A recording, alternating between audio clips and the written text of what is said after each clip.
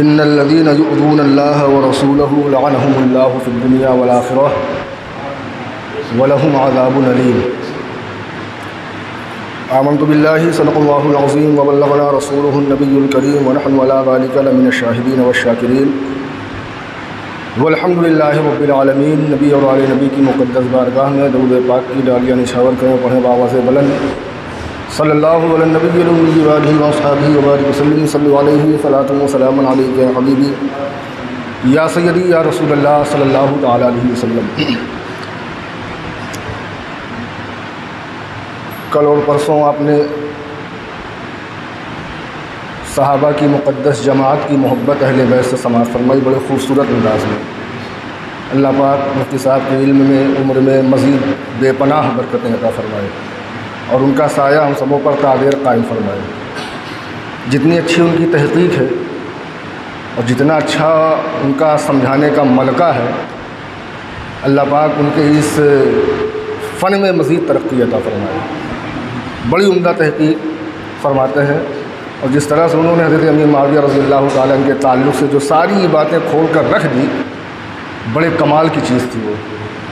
بہت سارے ذہن اس بات سے متنفر تھے، لیکن انشاءاللہ میرا جہاں تک سمجھنا ہے کہ اگر قلب سلیم انسان رکھتا ہوگا تو کل کی تقریر کے بعد وہ کبھی کسی صحابی رسول پر طعن و تشنیع نہیں کرے گا۔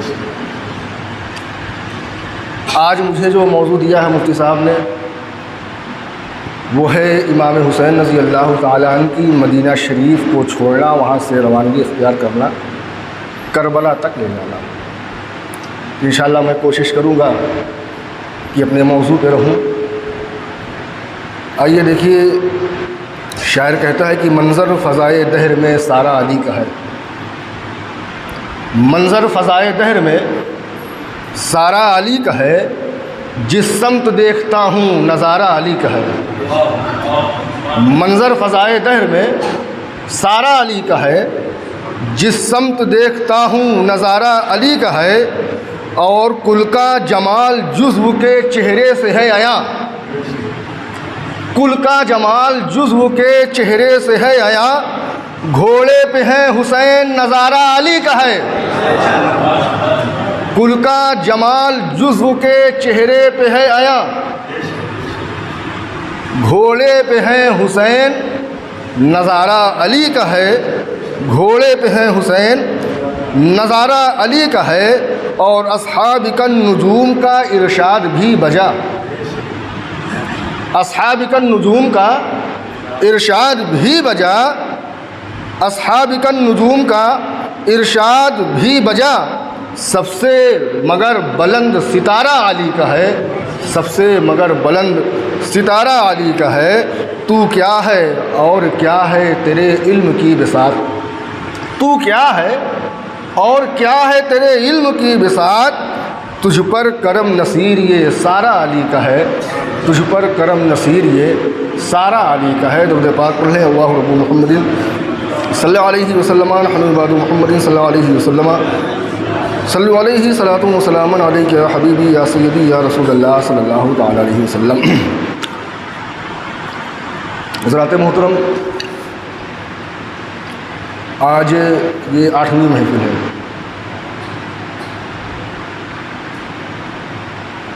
ایک پروگرام کل ہونا ہے، ایک اس کے بعد ہونا، یعنی 2 پروگرام ابھی بچے ہوئے ہیں۔ سن 60 ہجری میں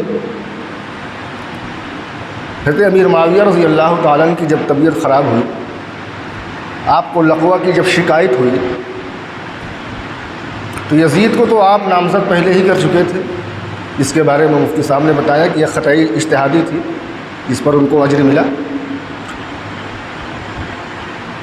آپ نے یزید کو بلا کر، اچھا یزید کو متعین کرنے کی ایک وجہ اور یہ بھی تھی کہ دیکھیے، آپ دیکھتے ہوں گے اکثر یہ بات بولی جاتی ہے، جب کوئی لڑکا بدمعاش ہو جاتا ہے، دکان نہیں جاتا ہے، کمانے نہیں جاتا ہے، گھومتا پھرتا رہتا ہے، آوارہ گیری کرتا ہے، تو گھر والے کہتے ہیں کہ اس کی شادی کرا دو، اس کی ذمہ داری بڑھا دو، ہو سکتا ہے یہ سدھر جائے گا۔ آپ نے سنا ہوگا، اس کے اوپر ذمہ داری دے دو، شادی سے مراد ذمہ داری دے دو، کہ جب اس کے اوپر ذمہ داری آ جائے گی تو ہو سکتا ہے 90% چانس ہوتی ہے لوگ سدھر جایا کرتے ہیں۔ تو امیر معاویہ رضی اللہ تعالیٰ عنہ اس کے بارے میں سب کچھ جانتے تھے۔ پھر آپ نے اس کو بلا کر وصیت فرمائی، اور وصیت کیا فرمائی؟ اب دیکھیے، ایک باپ اپنے بیٹے کو وصیت کر رہا ہے۔ وصیت کیا ہے کہ دیکھو، جب میں انتقال کر جاؤں تو نہ تو تم مجھے غسل دو گے، نہ تو تم مجھے کفن دو گے، اور نہ ہی تم مجھے قبر میں اتارو گے۔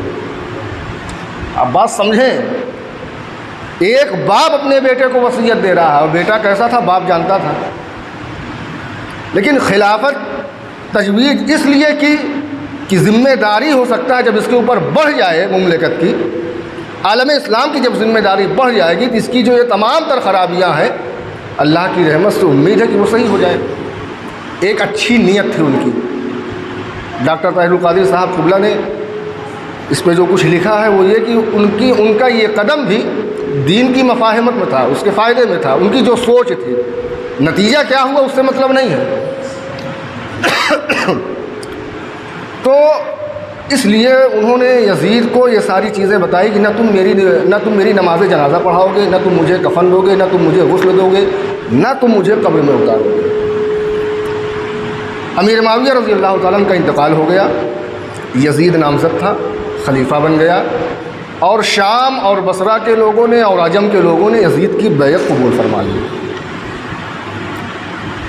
مختلف تواریخ اگر آپ پڑھیں تو آپ کو یہ بھی پتہ چلے گا کہ امیر معاویہ رضی اللہ تعالیٰ نے یزید کو ایک وصیت اور کی تھی، وہ یہ تھی کہ دیکھو، سب سے تم بیعت لے لینا، لیکن 4 نفوس قدسیہ ہیں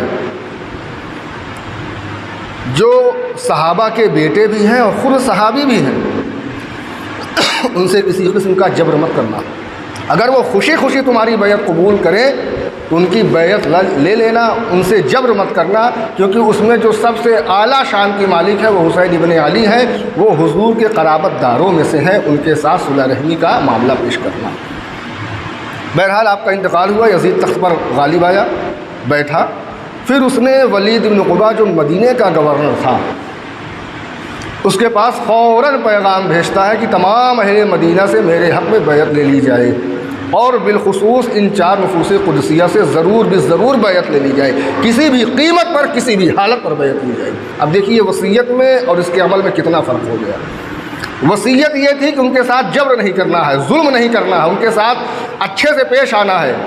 آپ نے یہاں تک وصیت فرمائی تھی کہ بیٹا پہلے ان کو کھلانا پھر تم کھانا، لیکن معاملہ اس کے برعکس ہو گیا۔ یزید بیٹھتے ہی سب کچھ بھول بیٹھا اقتدار کے نشے میں، اور اس نے جبراً ان 4 نفوس قدسیہ سے بیعت لینی چاہیے۔ وہ اس وجہ سے کہ اگر یہ 4 لوگ بیعت کر لیتے ہیں تو پورا عالم اسلام اس کے حلقہ بیعت میں آ جائے گا۔ جب خط لے کر قاصد پہنچا تو ولید بن عقبہ نے ان 4 نفوس قدسیہ کو طلب فرمایا۔ پہلے 3 گئے، امام حسین علی مقام کو چھوڑ کر ان تینوں نے انکار کر دیا۔ حضرت عبداللہ بن زبیر، حضرت عبداللہ بن عباس، اور تیسرے صحابی رسول، ان کا بھی نام نہیں یاد آ رہا ہے، یہ تینوں شخصیت گئے، اور ولید نے حکم نامہ سنایا کہ ایسی بات ہے، اور یزید کی بیعت آپ لوگ قبول فرما لیں۔ تو آپ لوگوں نے فرمایا کہ ہرگز ایسا نہیں ہو سکتا، ہم لوگ اس فاسق فاجر کی بیعت قبول نہیں کریں گے۔ وہ لوگ اتنا کہہ کر چلے آئے تو آپ لوگوں کے علم میں یہ بات ہو گئی کہ ہو نہ ہو یزید جبراً ہم سے بیعت لے گا، تو آپ لوگ مدینہ شریف چھوڑ کر مکہ شریف چلے گئے، بچے تنہا امام حسین رضی اللہ تعالیٰ عنہ، بڑی شخصیت میں۔ دوسرے دن آپ کو بلوایا گیا، آپ تشریف لائے، آپ بھی حالات سے واقف تھے، تو آپ نے اپنے ساتھیوں کو دروازے پر کھڑا کر دیا کہ اگر میری آواز بلند ہو، میری آواز تیز ہو، تو تم لوگ فوراً اندر چلے آنا ہتھیار کے ساتھ میری حفاظت کے لیے۔ دروازے پر آپ کے ساتھی کھڑے ہو گئے، آپ اندر گئے۔ ولید بن عقبہ تھا، مروان بن حکم تھا، جو اسلامی دنیا کا سب سے بڑا چال باز کہا جاتا ہے، سب سے بڑا شیطان کہا جاتا ہے۔ مروان بن حکم نے ولید بن عقبہ سے پہلے ہی کہہ دیا تھا کہ دیکھو، امام حسین جب اندر تشریف لائیں تو بیعت کرتے ہیں تو واہ واہ، اور نہیں کرتے ہیں تو اسی تنہائی میں رات کی تاریکی میں امام حسین کو یہیں پر معاذ اللہ قتل کر دینا، یہ فتنہ ہمیشہ کے لیے ختم ہو جائے گا۔ इमाम हुसैन भी इस बात से वाकिफ़ थे कि ऐसा हो सकता है मेरे साथ, तो आपने भी मुहाफ़िज़ खड़ा कर दिए थे। बहरहाल वलीद बिन उक़बा के सामने जब आप पहुँचे, सलाम करके बैठ गए, उसने अपनी मारूज़ात सुनाई, आपने उसको रद्द फरमा दिया कि ऐसा हरगिज़ नहीं हो सकता, यज़ीद के हाथ पर इमाम हुसैन जैसी शख्सियत बैत नहीं कर सकती। क्यों? क्योंकि यज़ीद फासिक था, फाजिर था, हुदूदुल्लाह को तोड़ने वाला था। इन सब वजूहात की बिना पर मैं हुसैन आज़म यज़ीद की बैत नहीं करता। उसके बाद वलीद बिन उक़बा, जिसके बारे में तारीख़ बताती है कि ये मुहिब्बे अहले बैत था, इसने बग़ैर कोई तकलीफ़ पहुँचाए इमाम हुसैन को रुख़्सत की इजाज़त दे दी, जबकि बाद में मरवान बिन हकम ने बहुत बुरा भला कहा आपको। बहरहाल इमाम हुसैन रज़ी अल्लाह ताला वहाँ से चले आए और आपने ये सारी चीज़ें जान ली कि अब अगर मैं यहाँ पर रुकता हूँ तो हो न हो यज़ीद अपना लश्कर भेजे, अपने लश्करियों को भेजे और मदीना शरीफ की मुक़द्दस सरज़मीन मुसलमानों के खून से लाल हो जाए। आपने भी मदीने शरीफ से मक्का शरीफ जाने के लिए इरादा अपना मुकम्मल कर लिया। आइए हज़रात, अब देखते हैं। मेरा अपना मानना ये है कि यज़ीद के हुक्म पर सानहे करबला ना भी होता, यज़ीद के हुक्म पर सानहे करबला ना होता, करबला की तमाम तर तकलीफ़ें ना होती, लेकिन उसका जो ये जुल्म था कि इमाम हुसैन को और उनके खानवादे को मदीना छोड़ने पर मजबूर किया, ये इतना बड़ा जुल्म था कि इसी जुल्म की बुनियाद पर यज़ीद जहन्नम जाने का मुस्तहिक बन जाता है। करबला का कोई वाक़या न पेश होता, लाशे पर घोड़े न दौड़ाए गए होते, अली अकबर की शहादत न हुई होती, इमाम हुसैन का सर न कटा होता, खातून जन्नत की बेटियां बेआबरू न हुई होती। लेकिन ये इतना बड़ा जुर्म है, इतना बड़ा जुर्म है मदीना शरीफ से मजबूरन जुदाई करवाना इमाम हुसैन को कि इसी की बुनियाद पर यज़ीद लाइक़ जहन्नम था, जहन्नम का मुस्तहिक़ था। आप ज़रा देखें इमाम हुसैन का फैज़ान। आज वो मदीना छोड़ना पड़ रहा है। हमारे और आपके घर में हमारा बेटा जब सऊदी जाता है, सऊदी जाता है कमाने, 25,000 30,000 रुपये महीना भेजेगा, 60,000 महीना भेजेगा, जाता है आने के लिए, यहाँ से जाएगा, 2 साल बाद उसका टिकट वापसी कभी बना है, वो आएगा, वहाँ से आपका पैसा नहीं खर्चा करेगा, वहाँ से पैसा भेजेगा, आपकी तिजोरी भरेगी। घर से एक बेटा जाता है, माँ अलग रो रही है, भाई अलग रो रहा है, बहनें अलग रो रही हैं, घर में एक माहौल अजीब सा है। क्या हुआ भाई? बेटा आज सऊदी जा रहा है। क्यों जा रहा है? कमाने के लिए जा रहा है। कमाने जा रहा है तो घर का ये आलम है कि किसी के आंसू नहीं रुक रहे हैं, वालिदैन गमगीन हैं, घर वाले परेशान हैं, मुस्तरिब हैं, हालांकि वापसी का टिकट निकला है, हालांकि वो वहाँ जाकर आपकी कमाई में बरकत का ज़रिया बनेगा, ज़्यादती का ज़रिया बनेगा, लेकिन फिर भी आप रो रहे हो, फिर भी उसकी जुदाई आपसे बर्दाश्त नहीं हो रही है, फिर भी आप उसकी मोहब्बत में मरे जा रहे हो, आंसू बहा रहे हो, रो रहे हो, हवाई अड्डे तक आप उसको पहुंचाने जा रहे हो, सब कुछ कर रहे हो। माँ का दिल है कि बैठा जा रहा है, हालांकि उसको पता है कि मेरा बेटा लौट के आएगा अगर ज़िंदगी रही तो, लेकिन यहाँ पे मामला उल्टा है। यहाँ पे अक्सर नुफूस कुदसिया को पता था कि हम यहाँ से जा रहे हैं तो लौट के आने की कोई चांस नहीं है। इमाम हुसैन पैदा हुए थे, 3-4 साल की उम्र थी, आपके सामने ने मुस्तफ़ा जान रहमत ने फरमा दिया था, जिब्रील अमीन अलैहिस्सलातु वस्सलाम जब आप छोटी उम्र में थे तभी आपके सामने वो सारे राज फाश कर दिए थे, करबला शरीफ की मिट्टी ला कर दे दी थी, वो तमाम तर वाक़यात हो गए थे जिसे इमाम हुसैन बखूबी जानते थे कि मुझे वहाँ पे जाके मकाम नैनवा है, करबो बला है, वहाँ पे यहाँ खेमा लगेगा, यहाँ मेरे ऊँट बैठेंगे, यहाँ मेरा खेमा लगेगा, यहाँ पे फ़लाँ शहीद किया जाएगा, यहाँ पे फ़लाँ शहीद किया जाएगा। ये सारा मंजर आपकी निगाहों के सामने था। आपकी वालदा को भी पता था, आपकी बीवियों को भी पता था, बच्चों को भी पता था, अक्सर लोगों को पता था कि हम जा कहाँ रहे हैं।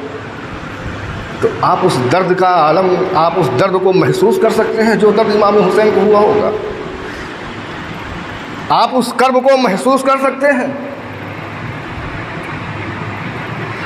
आपको भी आपका अपना मोहल्ला छोड़ने के लिए कहीं और दूसरी जगह जाने के लिए कह दिया जाए تو آپ مڑ مڑ کے اپنے گھر کی دہلیز دیکھا کرتے ہیں. جہاں آپ کا بچپن گزرا ہو وہ گلیاں یاد آتی ہیں. جن دوستوں کے ساتھ آپ نے کھیلا ہو وہ لمحات یاد آتے ہیں. جس جگہ آپ گئے ہو وہ چیزیں یاد آتی ہیں. وہ چیزیں آپ کے پاؤں میں زنجیر بن کر رک جاتی ہیں, اٹک جاتی ہیں, آپ کا قدم آگے نہیں بڑھنے دیتی. یار سوچو, جس مدینے میں میرا حسین کھیلا ہو, کودا ہو, پڑھا ہو, بڑھا ہو, جس مدینے کی گلیوں نے حسین سے پیار کیا ہو, جس مدینے کے لوگوں نے حسین اعظم کے اوپر اپنی جان چھڑکتے رہے ہوں, وہ مدینہ چھوڑنے کی نوبت آج یزید کے حکم نامے کی بنیاد پر آ گئی ہے. مدینہ ایک ایسی جگہ ہے جہاں ایک عام انسان جاتا ہے, ایک عام انسان, ہم جیسا انسان جس کو کسی چیز کا شعور نہیں, جب وہ جاتا ہے اور وہاں سے واپسی ہونے کا جب وقت آتا ہے تو وہ کہتا ہے کہ جان بدن سے نکلتی ہے اعظم, کوئی آسان ہے مدینے سے جدا ہونا. ہم جیسے لاشعور لوگ جب مدینہ شریف جاتے ہیں تو آنے کا من نہیں کرتا. ہم جیسے بے حس لوگ, گنہگار لوگ, خطاکار لوگ, جن کو سرکار اپنی نظر کرم سے کبھی بلا لیتے ہیں, تو ہم جیسے لوگ جب جاتے ہیں تو مدینہ شریف چھوڑ کر آنے کا من نہیں کرتا. مدینہ شریف سے جدائی گوارا نہیں ہوتی. ہزاروں عاشق ایسے گزرے ہیں کہ جو مدینہ شریف سے جدائی میں ان کا انتقال ہو گیا ہے. مدینہ شریف کی حد وہ پار نہیں کر پائے. ہزاروں لوگ یہاں سے دعا مانگ کے جاتے ہیں کہ الہی میری موت آئے تو مدینے میں موت آ جائے. تاریخ کی کتابوں میں آپ کو بہت سارے ایسے واقعات مل جائیں گے کہ لوگ مدینہ شریف گئے, سرکار کی جدائی نہ برداشت کر پائے, دم توڑ دیا نبی کے قدموں میں. ہر مومن کی چاہت ہوتی ہے کہ مدینے میں میری موت آئے. ہر مومن کی تمنا ہے کہ مدینے میں میرا مدفن بنے. ہر مومن کی تمنا ہے کہ روضہ رسول پر میری حاضری ہو. آپ ذرا تصور کریں, اپنے دل کو ٹٹولیں, اپنے آپ کو, اپنے ذہن کو جھنجھوڑیں. وہ لمحہ کیسا رہا ہوگا جب امام حسین اپنے اہل خانہ کے ساتھ مدینہ چھوڑنے پر مجبور ہوئے رہے ہوں گے, جب گھر کا سامان باندھا جاتا رہا ہوگا, جب گھر کے لوگ تیار ہوتے رہے ہوں گے, جب گھر کے چھوٹے چھوٹے بچے پوچھ رہے ہوں گے بابا ہم مدینہ چھوڑ کر کیوں جا رہے ہیں, جب بیویاں پوچھ رہی ہوں گی حسین اعظم ہم مدینہ اپنا گھر باہر چھوڑ کر کیوں جا رہے ہیں, ہم نانا کی مزار چھوڑ کر کیوں جا رہے ہیں, ہم خاتون جنت کے مقدس روضے کو چھوڑ کر کیوں جا رہے ہیں. ہم اور آپ اس درد کو احساس کے زبان میں بتا نہیں سکتے, نہ آپ محسوس کر سکتے ہیں جو درد حسین اعظم کو اور حسین اعظم کے گھر والوں کو ہوا ہوگا. تاریخ بتاتی ہے کہ علامہ ضیاء الدین مدنی علیہ الرحمہ مدینہ شریف میں مدینے کی حکومت نے آرڈر پاس کر دیا کہ یہاں پہ جتنے کبوتر ہیں ان کو بھگایا جائے. تجویز یہ لائی گئی کیسے بھگایا جائے کہ کہا کہ دانہ پانی بند کر دو, جانور ہیں, پرندے ہیں, دانہ پانی بند کر دو, دانہ نہیں پائیں گے, جہاں پائیں گے وہاں چلے جائیں گے. علامہ ضیاء الدین مدنی قطب مدینہ رحمۃ اللہ تعالیٰ ارشاد فرماتے ہیں کہ میں نے اپنی آنکھوں سے دیکھا ہے کہ دانہ پانی بند کر دیا گیا. 3-4 روز گزر گیا, میں دیکھتا کیا ہوں کہ کبوتر بھوک سے, پیاس سے تڑپ کے گر رہے ہیں, مر رہے ہیں, لیکن مجال ہے کہ کوئی ایک کبوتر گنبد خضرا شریف چھوڑ کر کہیں گیا ہو. پرندوں کا یہ حال ہے کہ وہ روضہ رسول چھوڑ کر جانا نہیں چاہ رہے ہیں. ارے اس نواسے کا کیا عالم رہا ہوگا, اس کا جگر کتنے ٹکڑوں میں بٹا ہوگا جس کو مصطفیٰ نے اپنی زبان چسائی رہی ہوگی, جو مدینے کی گلیوں میں کھیلا رہا ہوگا, دوڑا رہا ہوگا, مدینے کی گلیوں میں سرکار کی بازوئے مبارک پر بیٹھ کر مدینے کی گلیوں کی سیر کی ہوگی. اس حسین اعظم کو کتنی تکلیف ہوئی ہوگی مدینہ چھوڑنے پر. آپ کے انڈیا کے ایک حاجی صاحب گئے تھے مدینہ شریف, وہاں سے وہ تبرک کے طور پہ کچھ مٹی لے کے آئے, مدینہ شریف کی مٹی لائے, اور انہی کا بیان ہے کہ میں جب مٹی اپنے بیگ میں رکھ لیا, پیک کر لیا, جہاز پر بیٹھا تو مجھے وہاں سے لے کر اپنے گھر تک کسی کے رونے کی آواز آ رہی تھی. مدھیم آواز تھی, ہلکی آواز تھی, رونے کی آواز آ رہی تھی. میں دائیں بائیں دیکھتا, بات سمجھ میں نہیں آ رہی تھی. ہوتے کرتے میں گھر پہنچا, جب سامان کھلا تو میں نے اس مٹی کو دیکھا جو میں نے سوکھی اٹھائی تھی, وہ مٹی بھیگی ہوئی تھی اور اسی مٹی سے رونے کی آواز آ رہی تھی. اسی مٹی سے رونے کی آواز آ رہی تھی. تو انہوں نے کسی عاشق سے پوچھا کہ حضور یہ ماجرا کیا ہے؟ انہوں نے فرمایا کہ بیٹا یہ تم نے بہت بڑی غلطی کر دی. مدینہ شریف کی کسی شے کو مدینہ شریف سے جدا نہیں کرنا چاہیے. جس طرح تم تڑپتے ہو مدینہ جانے کے لیے اسی طرح وہاں کی ہر شے تڑپتی ہے، دعائیں کرتی ہیں کہ مولا کبھی ایسا کوئی وقت نہ آئے کہ مجھے مدینے سے جدائی گوارا کرنی پڑے. یار مٹی رو رہی ہے نبی کے لیے، وہاں سے جدائی کے لیے آپ تصور کریں حسین اعظم کے اوپر کیا گزری ہوگی، کتنی تکلیف پہنچی ہوگی. اور یقین جانیے ان الذین یؤذون اللہ ورسولہ لعنہم اللہ فی الدنیا والآخرہ، جو کسی بھی صورت میں اللہ اور اس کے رسول کو اذیت دیتا ہے اللہ پاک اس پر دنیا اور آخرت میں لعنت بھیجتا ہے. وَلَهُمْ عَذَابٌ عَلِيمٌ، اور اس کے لیے سخت شدید عذاب تیار کر کے رکھا ہے. اور آپ نے یہ فرمان سنا ہوگا کہ حسین کی تکلیف سے مصطفیٰ کو تکلیف ہوتی تھی، حسین کی تکلیف سے فاطمہ کو تکلیف ہوتی تھی، اور فاطمہ کی تکلیف مصطفیٰ جان رحمت کی تکلیف اللہ نے اسے اپنی تکلیف بتایا. ایک واقعہ آپ کو اور سنا دوں. ایک صاحب اور گئے تھے مدینہ شریف.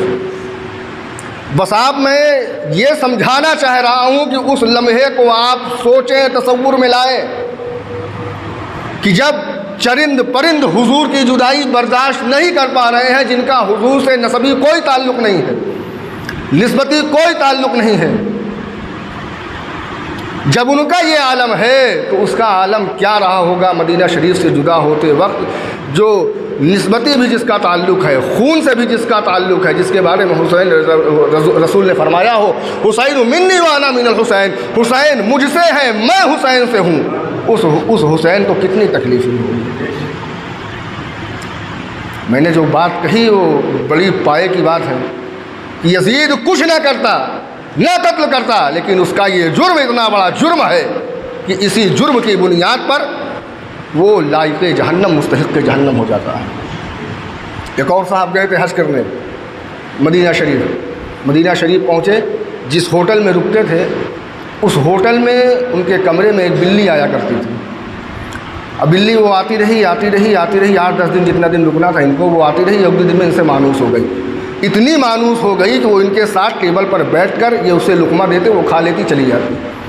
اب ان کے دل میں خیال پیدا ہو گیا کہ ہو نہ ہو میں اس بلی کو یہاں سے لے کر اپنے پاس اپنے گھر لے جاؤں. ان کا یہ سوچنا تھا. وہ بلی غائب ہو گئی، 3 دن نہیں آئی. یہ پریشان تھے اور انہوں نے پورا انتظام کر لیا، پجڑا بنوا لیا اس کو لے جانے کے لیے. مدینے سے جدا ہونے سے 1 دن پہلے جب یہ رات میں گنبد خضرا شریف تشریف لے گئے تو کیا دیکھتے ہیں کہ وہ بلی حضور کے مزار انور کے قریب بیٹھی ہوئی ہے اور اس کی آنکھوں سے آنسو بہہ رہے ہیں. انہوں نے کہا ہو سکتا ہے جانور ہو، کوئی تکلیف ہوئی ہو، چوٹ لگ گئی ہو، رو رہی ہو. یہ وہاں بیٹھے اچھے آدمی تھے، نیک آدمی تھے، صالح آدمی تھے.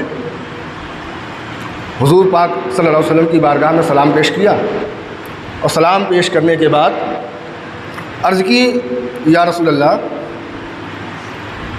میں آپ سے اجازت چاہتا ہوں، آپ کے شہر کی ایک بلی ہے، مجھے اس سے پیار ہو گیا ہے، میں اسے لے جانا چاہتا ہوں. حضور صلی اللہ علیہ وسلم نے ارشاد فرمایا خبردار تم اس بلی کو مت لے جانا. جب سے تمہارے دل میں اس کے لے جانے کا ارادہ پیدا ہوا ہے آج 3 روز ہو گیا ہے، وہ بلی میرے آستانے پر یہیں بیٹھی رو رہی ہے اور کہہ رہی ہے یا رسول اللہ مجھے بچا لیجیے، یا رسول اللہ مجھے بچا لیجیے، یا رسول اللہ میری حفاظت فرمائیے. تو حضور نے ارشاد فرمایا کہ جو مجھ سے بچانے کی دعائی کر رہا ہو میں اسے تمہارے ساتھ جانے کی اجازت کیسے دوں. واقعات بتانے کا مقصد صرف اتنا ہے کہ ہم اور آپ بھی انسان ہیں، سمجھ سکتے ہیں. جب جانور، چرند پرند، مٹی، شجر و حجر نبی سے اتنی محبت کرتے ہیں کہ ان کی جدائی برداشت نہیں ہوتی، تو وہ حسین جسے نبی نے پالا ہو، پوسا ہو، بڑا کیا ہو، پڑھایا ہو، لکھایا ہو، یہاں تک کہ جبریل امین نے جسے کھلایا ہو، اس حسین کو جب مدینہ شریف چھوڑنے کی نوبت آئی ہوگی ان کے گھر والوں کے اوپر کیا گزری ہوگی یہ ہم اور آپ اندازہ نہیں لگا سکتے. بہرحال وہ وقت آیا کہ سامان بن رہا تھا. اب حسین اعظم اپنی ماں کی مزار پر جاتے ہیں آخری سلام پیش کرنے کے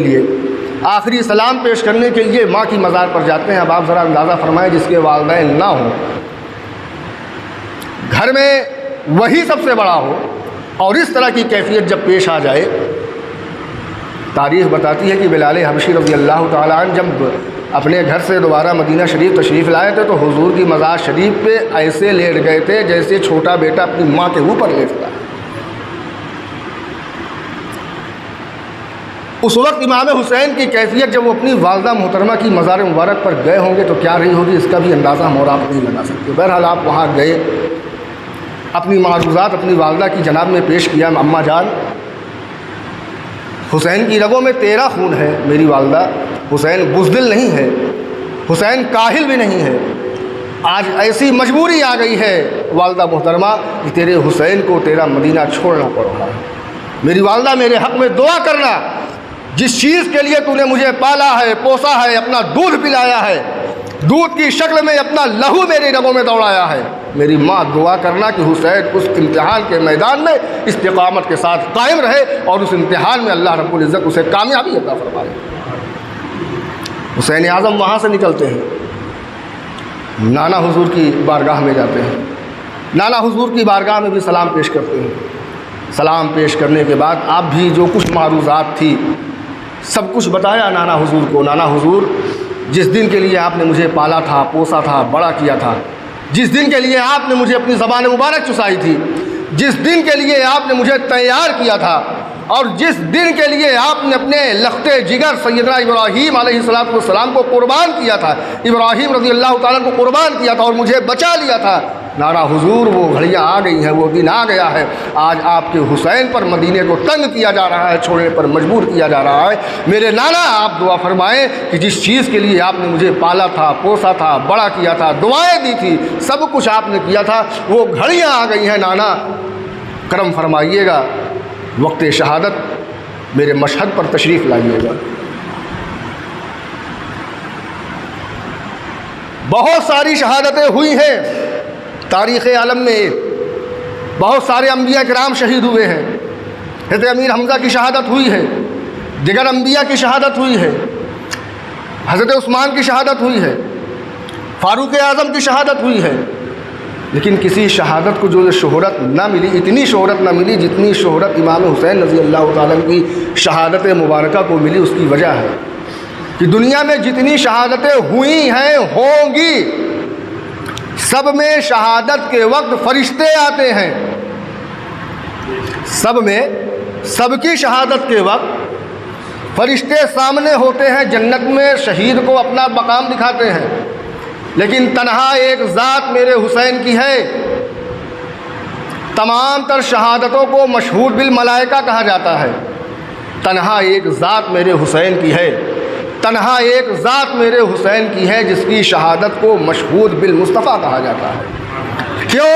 اس لیے کہ جتنی شہادتیں ہوئی ہیں، ہوں گی، سب میں فرشتے آتے ہیں شہید کی شہادت کے وقت، لیکن جس دم میرا حسین شہید ہوا اس وقت مصطفیٰ جان رحمت وہاں پر موجود تھے، ملائکہ تو بات کی چیز ہے۔ یہ پہلی شہادت تھی جہاں نبی کو آنا پڑا تھا۔ باپ کو خوشی ہوتی ہے کہ باپ نے جب اپنے بیٹے کو تیار کرایا ہو تو امتحان گاہ میں دیکھنا باپ کی خوشی کا باعث بنتا ہے کہ دیکھیں ہم نے اپنے بیٹے کو تیار کیا ہے، کس انداز سے یہ میری تیاری کو یہ پورا کر رہا ہے۔ آپ اکھاڑا کھیلتے ہیں تو استاد لوگ جو بچوں کو تیار کراتے ہیں تو وہاں پہ دیکھتے بھی ہیں اس کو ہم نے تیار کرایا ہے تو کس انداز سے یہ کر رہا ہے۔ اس طرح مصطفیٰ جان رحمت نے اپنے بھی نواسے کو جو تیار کرایا تھا، وہ سارا منظر دیکھنے کے لیے، حسین اعظم کی حوصلہ افزائی کے لیے، حسین اعظم کی تشفی کے لیے۔ دیکھیے امتحان گاہ میں جب کوئی اپنا محبوب ٹیچر ہو جو آپ کو چاہتا ہو تو کتنا بھی کٹھن کوشچن آ جائے آپ کو ڈر نہیں ہوتا، بہت ہلکے سوالات ہوں لیکن ٹیچر جو نگراں ہو وہ کھڑوس ہو، آپ سے جلتا ہو، تو پھر کتنے بھی ہلکے سوال آ جائے وہ کرنا آپ کے لیے مشکل ہو جاتا ہے۔ حسین اعظم کی شہادت پر مصطفیٰ جان رحمت تشریف لائے۔ تو بہرحال حسین اعظم رضی اللہ تعالیٰ عنہ نانا جان کی مزار سے حاضری دے کر گھر تشریف لائے۔ بہت سارے واقعات ہیں، اگر اس کی تفصیل ہی کی جائے تو 10 سے 12 دن صرف واقعات ہی بیان کریں گے تو وہ بھی کم پڑے گا، تو میں ان تفصیل میں نہیں جاتا ہوں۔ بہرحال 82 نفوس قدسیہ پر مشتمل یہ جماعت مدینہ شریف سے فجر سے کچھ پہلے روانہ ہو گئی، مدینہ شریف سے کچھ پہلے روانہ ہو گئی۔ ہوتے کرتے وقت گزرتا گیا، صحابی رسول نے مشورہ بھی دیا تھا کہ میرے حسین آپ جب یہاں سے رخصتی باندھ رہے ہیں، رخصت کر رہے ہیں، تو کبھی کسی قبیلے میں آپ قیام مت کریے گا۔ اس کی وجہ یہ ہے کہ اگر آپ کسی قبیلے میں قیام کریں گے تو ہو سکتا ہے وہاں کے لوگ آپ کی بیعت کر لیں، دوسرے قبیلے والے آپ کی بیعت نہ کریں تو ان دونوں میں آپس میں جھگڑا ہو جائے گا۔ لہٰذا اس وجہ سے آپ ریگستان میں، جنگلوں میں قیام فرمائیے گا اور اسی انداز سے آپ سفر کو جاری رکھیے گا۔ ہوتے کرتے یہ قافلہ 3 ذی الحجہ سن 61 ہجری کو، یہ سن 60 ہجری یا 61 ہجری کو یہ مکہ شریف پہنچا۔ مکہ شریف جب پہنچا تو مکہ شریف والوں نے آپ کا والہانہ استقبال کیا اور آپ سے وہاں کے صحابہ کرام نے آپ سے گزارش کی کہ حضور آپ یہیں پر قیام فرمائیں، حج کا دن قریب ہے، آپ یہیں پہ رہیں، یہاں پہ سارے لوگ آئیں گے، ہم آپ کی بیعت یہیں پر سب لوگ سے کر لیں گے۔ لیکن امام حسین رضی اللہ تعالیٰ عنہ، جنہیں مصطفیٰ جان رحمت نے حکمت کے وہ شراب پلائے تھے، حکمت کی وہ باریکیاں بتائی تھی جو کسی اور کو نہ ملی، یا تو مولا علی شیر خدا کو ملی اور ان کے توسل سے امام حسین کو ملی، تو جو چیزیں آپ جانتے تھے وہ چیز دیگر صحابہ کرام نہیں جانتے تھے۔ بہرحال آپ نے کسی کی بات نہ مانی۔ اب آپ یہاں پر ایک اعتراض یہ ہوتا ہے کہ جب امام حسین رضی اللہ تعالیٰ عنہ معاذ اللہ ثم معاذ اللہ حق پر تھے، کچھ لوگ اتنے جری ہو جاتے ہیں، معاذ اللہ ابن رشید ایک کتاب ہے، پتہ نہیں کس کی لکھی ہے، جس کی بھی لکھی ہو اللہ پاک اس پر 1000 لعنت دن رات صبح شام ہر وقت برسائے۔ اتنا کذاب شخص، اتنا جھوٹا شخص، اتنا باطل شخص۔ میں نے آپ کو 1-2 ہیڈنگ بتائی تھی، ایک ہیڈنگ اور دیکھیے، اس میں معاذ اللہ ثم معاذ اللہ امام حسین رضی اللہ تعالیٰ عنہ کو بے ایمان لکھا گیا تھا، استغفر اللہ العظیم، کہ حسین کے اندر، امام اعظم حسین کے اندر ایمان کی کمی پیدا ہو گئی تھی، جس کی وجہ سے وہ امیر یزید معاذ اللہ اس کے خلاف خروج کر بیٹھے تھے، اور یہی وجہ تھی کہ آپ کے ساتھ نہ مدینے سے صحابہ کرام آئے، نہ مکہ سے صحابہ کرام آگے گئے۔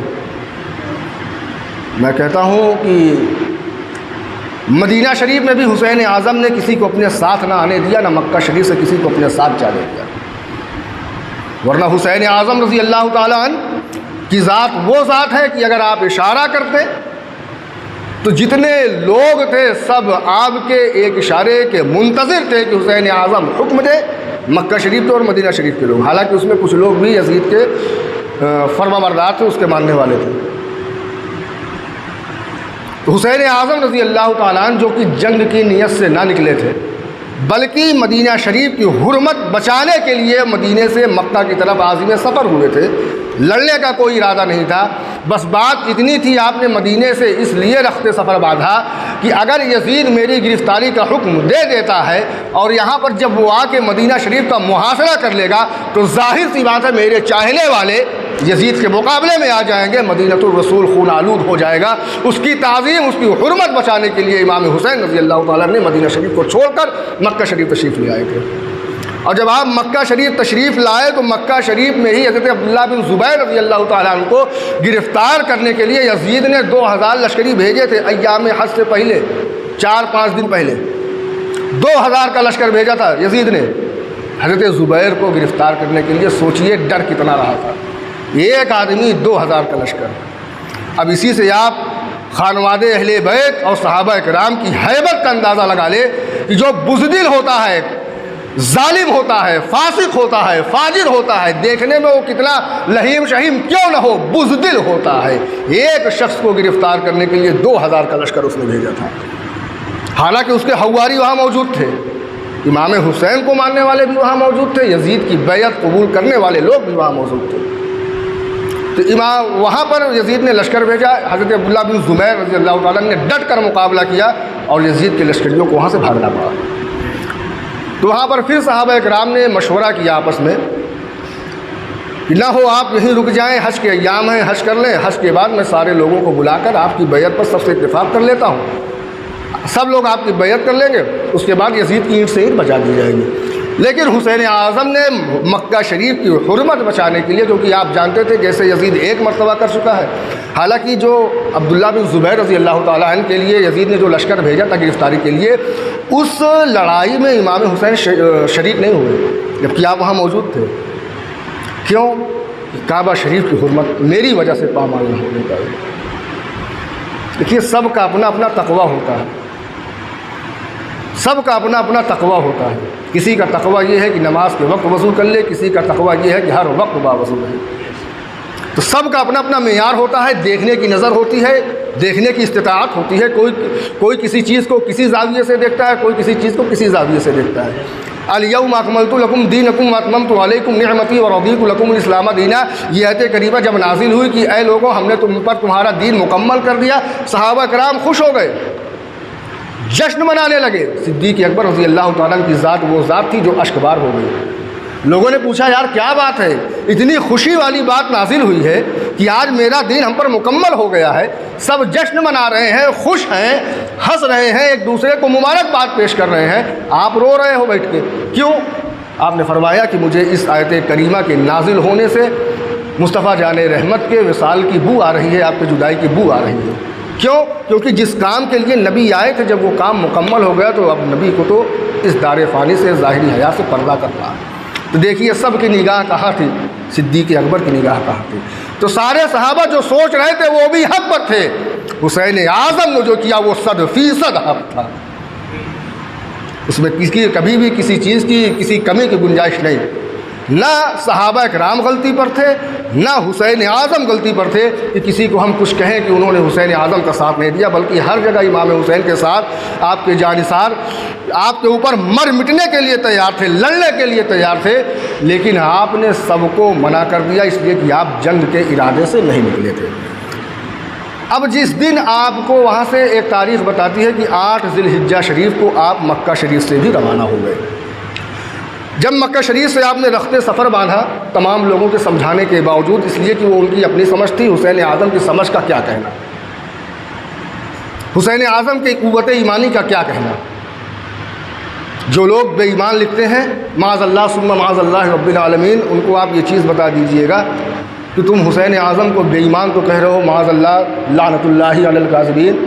तारीख़ के आईने में एक वाक़या आप उठा कर देखें, मदीना शरीफ में एक औरत थी बदज़बान, इतनी गंदी ज़बान वाली औरत थी कि सहाबा कराम उससे भागा करते थे, उसके करीब नहीं आते थे, मतलब मुँह फट थी, जो मन में आता बोल देती थी।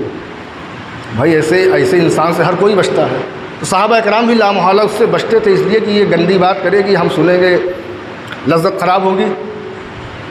सहाबा कराम उससे भागते थे। एक दिन मस्जिद नबवी शरीफ के बाहर हुज़ूर पाक सल्लल्लाहु अलैहि वसल्लम बैठे थे, खजूर तनाउल करने जा रहे थे, खजूर आपके हाथ में थी, आप उसे खाने जा रहे थे। वो खजूर आपने ऐसे लिया और यूँ अपने होंठ तक ले गए। वो औरत आई और हुजूर पाक को चिढ़ाने के लिए आपके लबहाए मुबारक से लगे हुए खजूर को आपके हाथ से छीन कर खुद खा गई।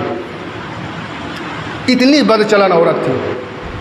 अब आप इससे अंदाज़ा लगा सकते हैं कि उसकी कैफियत क्या रही होगी दीगर सहाबा कराम के साथ। हालांकि हुजूर का अदब सब करते थे, उसका अदब में ये हाल था, उसका अदब में ये हाल था।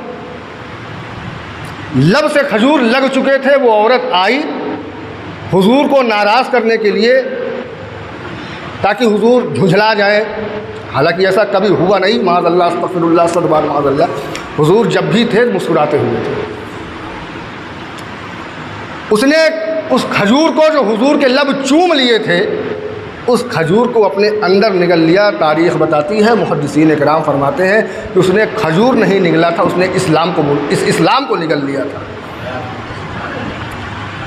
वो जो खाई थी, हुजूर के लबहाए मुबारक से खजूर लगे थे, वो खजूर जब उसके हलक के अंदर उतरे तो सिर्फ खजूर ही नहीं उतरा, हुजूर पाक का कलमा शरीफ ला इलाहा इल्लल्लाह मुहम्मदुर रसूलुल्लाह उसके सीने में पेवस्त हो गया।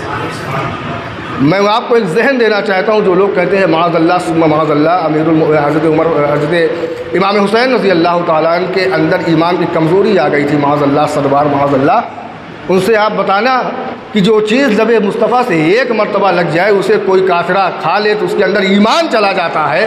तुम उस हुसैन की बात कर रहे हो जिसे मुस्तफ़ा ने जाने रहमत ने पूरी उम्र अपनी ज़बान चुसा कर उसका पेट भरा हो, उसका पालन पोषण किया हो। उस हुसैन के अंदर कौन सा ईमान गया होगा, किस रतबे का ईमान गया होगा, किस मरतबे का ईमान गया होगा, हम और आप अंदाज़ा नहीं लगा सकते। ایک کھجور کھانے سے جو لب سے لگے ہوں، باہر لگے ہوں، اندر سے نہ لگے ہوں، اس کا یہ حال ہے کہ وہ کافرہ، وہ بد زبان عورت صاحب ایمان ہو گئی۔ تو جسے بھوک لگنے پر نبی نے زبان چسائی ہو، لعاب شریف چسایا ہو، خود کھلایا ہو، اس کے ایمان کا عالم ہم اور آپ کیا اندازہ لگا سکتے ہیں۔ تو بہرحال جب کعبہ شریف سے آپ نے رخت سفر باندھا تو آپ کے ساتھ مولا غازی عباس رضی اللہ تعالیٰ عنہ، جو مولا علی شیر خدا رضی اللہ تعالیٰ عنہ کے بیٹے ہیں دوسری بیوی سے، آپ نے امام حسین رضی اللہ تعالیٰ سے اجازت چاہی کہ سرکار اگر حکم ہو تو میں تھوڑی دیر کے لیے تقریر کر دوں۔ غازی عباس نے آپ سے اجازت طلب فرمائی کہ اگر آپ کا حکم ہو تو میں تھوڑی دیر کے لیے تقریر کر دوں۔ تو حضرت امام حسین رضی اللہ تعالیٰ نے اجازت مرحمت فرما دی۔ آپ کعبہ شریف کی چھت پر چڑھ گئے۔ کعبہ شریف کی چھت پر جب چڑھ گئے، چھت پر چڑھنے کے بعد خدا کی تعریف بیان کی اور فرمایا کہ اے لوگوں، تعریف ہے اس اللہ کی جس نے اس گھر کو تعظیم بخشی اس حسین کے بابا کے قدموں کی بنیاد پر۔ خطبہ آپ سنیں ان کا، غازی عباس کا۔ اے لوگوں، تعریف اس خدا کی جس نے اس گھر کو عظمت بخشی، شرف بخشا۔ کس لیے بخشا؟ مولا علی شیر خدا رضی اللہ تعالیٰ عنہ کے قدم ناز لگنے کی بنیاد پر۔ اب آپ اگر نہ جانتے ہوں تو جان لیں، مولا علی شیر خدا رضی اللہ تعالیٰ عنہ کی ولادت باسعادت کعبہ شریف کے اندر ہوئی ہے۔ کسیرا میسر نشد این سعادت بکعبہ ولادت بمسجد شہادت۔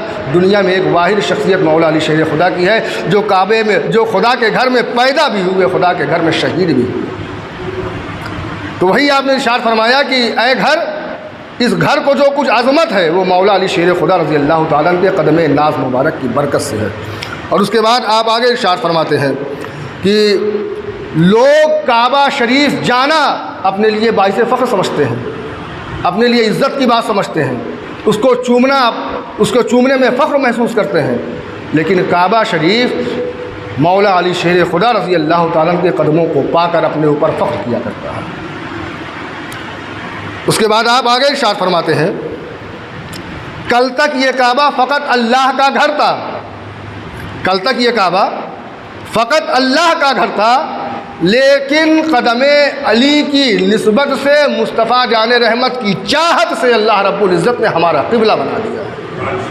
قدم علی کی نسبت سے، حضور سید عالم صلی اللہ علیہ وسلم کی چاہت سے اللہ رب العزت نے اسے ہمارا قبلہ بنا دیا ہے۔ اور پھر آپ آگے ارشاد فرماتے ہیں، اے کفر کے ماننے والو، اے فاسقو، اے فاجرو، تم اس پاک امام کے لیے کعبہ شریف کا راستہ روکتے ہو۔ آپ 8 تاریخ کو غالباً یہ خطبہ ارشاد فرما رہے تھے۔ حج کا وقت تھا، یزید کے ماننے والے بھی وہاں موجود تھے، حسین اعظم کو بھی ماننے والے وہاں موجود تھے۔ تو آپ نے ارشاد فرمایا کہ اے کفر والو، اے فاسقو، اے فاجرو، تم اس پاک امام کے لیے کعبہ شریف کا راستہ روکتے ہو، حالانکہ تم ایسا کرنے میں کامیاب نہیں ہو سکتے، اور اگر تم ایسا کرنے میں کامیاب بھی ہو گئے تو اس سے پہلے کہ تم حسین اعظم کا راستہ روکو گے، کعبہ خود حسین اعظم کے استقبال کے لیے یہاں سے اٹھ کر چلا جائے۔ تم کیا سمجھتے ہو حسین اعظم کو کہ تمہارے راستہ روکنے سے حسین اعظم یہاں سے ہٹ جائیں گے؟ اگر تم نے یہ کوشش کی کہ اس سے پہلے کعبہ شریف خود ان کے استقبال میں چلا جائے گا۔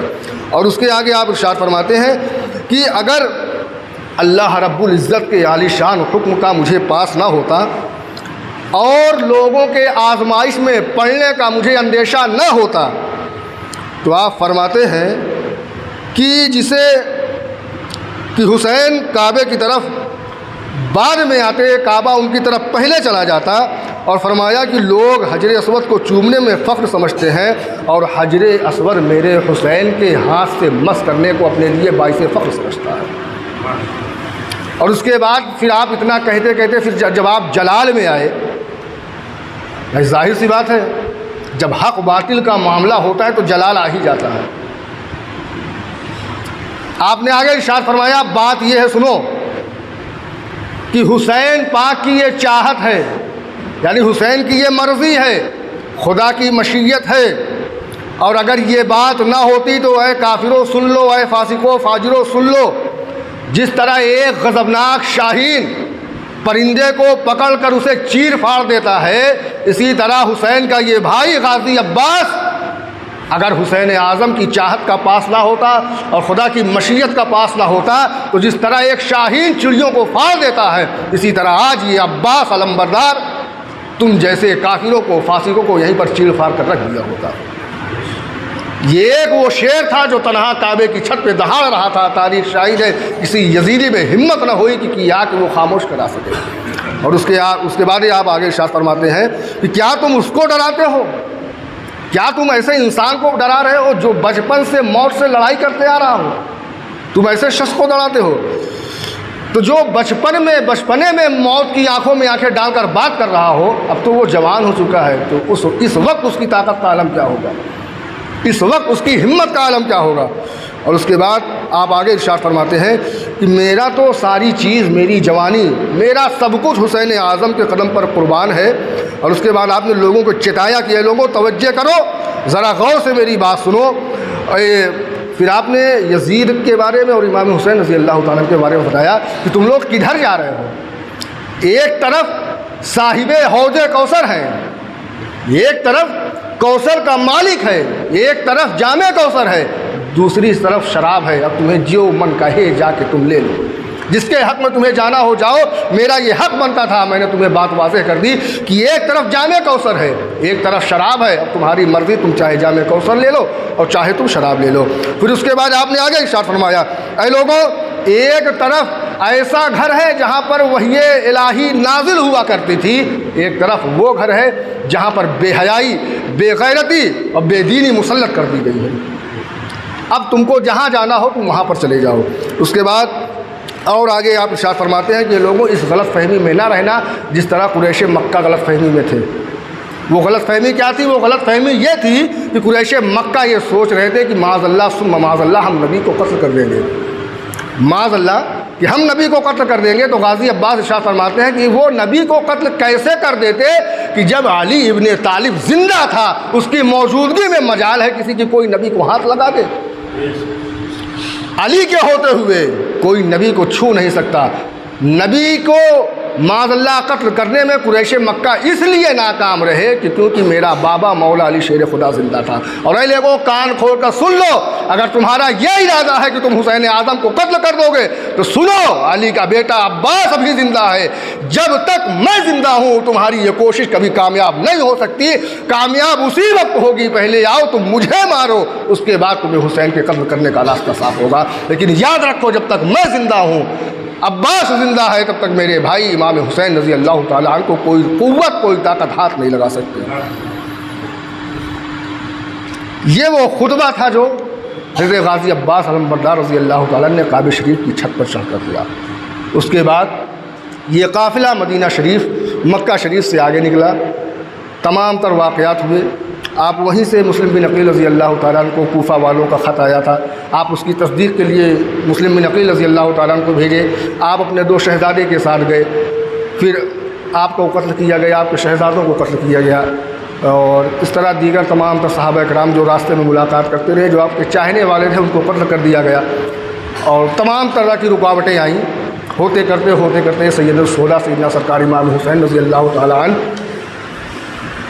2 محرم الحرام شریف کو جمعرات کے دن مقام نینوا کربلا شریف پہنچتے ہیں، جہاں پر آپ کے سامنے ابن زیاد آ جاتا ہے۔ اب اس کے آگے کیا ہوتا ہے کل جس کی باری ہوگی انشاءاللہ وہ بیان کرے گا۔ بس کہنے کا مطلب یہ ہے کہ حسین اعظم نے جو تکالیف برداشت کی مدینہ شریف چھوڑنے کی وجہ سے، اور دیگر تمام تر جو واقعات ان درمیان پیش آئے، بھائی سفر کی سہولت، ہم لوگ ٹرین پر سفر کر کے آتے ہیں تو 2 دن تھکان نہیں مٹتی، تو جو گھوڑے پر اونٹ پر سفر کر کے گئے ہوں گے کیا حالت رہی ہوگی ہم اور آپ بیان نہیں کر سکتے۔